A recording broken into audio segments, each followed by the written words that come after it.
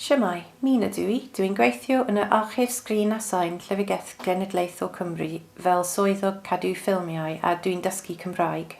O ddydd i ddydd dwi'n gweithio i gadw a digidol ffilmiau gan ddefnyddio offer a thechnologau gwahanol. Mae'r ffilmiau dwi'n gweithio gyda nhw yn dyddio o ddechrau'r 20fed ganrif lan at yr 80au a gallan nhw fod yn unrhyw beth o hen ffilm wedi ei ffeindio mewn atig i ffilm newyddion hanesyddol.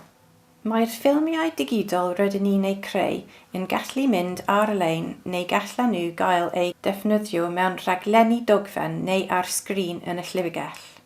Fe wnes i ddechrau mynd i wersi Cymraeg yn y gwaith tua 2 blynedd yn ôl trwy'r raglen Cymraeg gwaith. Mae'r gwesi wedi gwneud fi fwy hyderus yn siarad yr iaith, ysgrifennu e-bost i gydweithwyr a deall pobl yn siarad mewn cyfarfodydd.